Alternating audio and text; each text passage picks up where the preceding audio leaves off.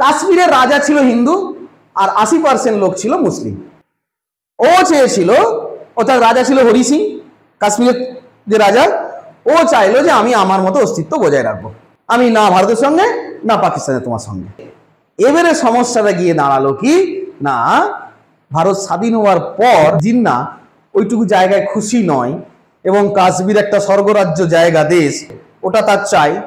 পাকিস্তানের কেটা তো নাহলে কোনো মূল্যই নয়, যে নামটা গর্ব করে দিয়েছে পাকিস্তান, তার মধ্যে কে যে কাশ্মীর আছে যদি না দেওয়া হয়, যদি সেটা না ছিনিয়ে নিতে পারি, তাহলে কেটা অসম্মান হবে। তো সেই কারণে কি করলো না, দাঙ্গা বাহিনী অর্থাৎ মানে হানাদার যে বাহিনী, যেটাকে লঙ্গি বাহিনী বলা হতো, কি করলো না, জিন্নাহ আফগানিস্তানের সহযোগিতায় দিকে লোক ঢুকাতে স্টার্ট করলো। হানাদার বাহিনী ভীষণভাবে অ্যাটাক করলো।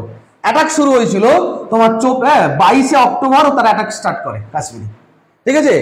এবং তারপর যখন যখন এবারে শ্রীনগরের দিকে আগিয়ে আসছে, তখন হরি সিং বলছে এবার তো গতি গন্ডগোল। তখন তার যে প্রধানমন্ত্রী ছিল তাকে দিয়ে কি করলো না, ভারতের কাছে সাহায্য চেয়ে পাঠালো।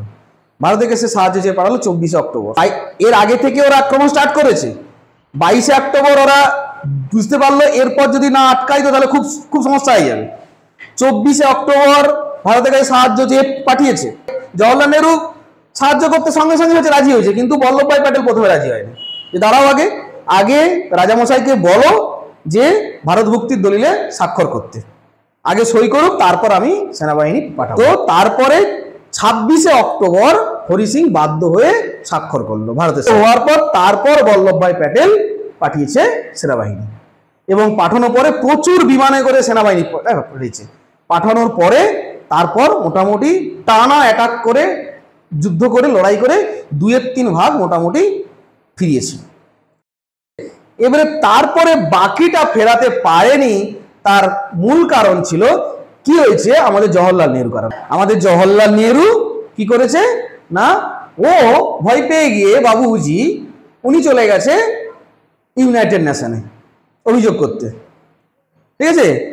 তো অভিযোগ যেই করেছে, পাকিস্তান বলেছে এটা জওহরলাল নেহরু দাবি মিথ্যা দাবি, এটা আমরা মানি না, ও ভুল বলছে। তো তখন সেটা সমাধানের জন্য ইউনাইটেড নেশন বলেছে যুদ্ধ থামাও, যুদ্ধ আর হবে না। সেইটি জওহরলাল নেহরু এসে ঘোষণা করলো, যুদ্ধবিরোধী ঘোষণা করে দিল, যুদ্ধ থামাও। যদি জওহরলাল নেহরু এই সিদ্ধান্ত না নিত, যদি সে ইউএনও না যেত, তাহলে কিন্তু ওই সময়েই যা করার পুরো কাশ্মীর উদ্ধার হয়ে যেত।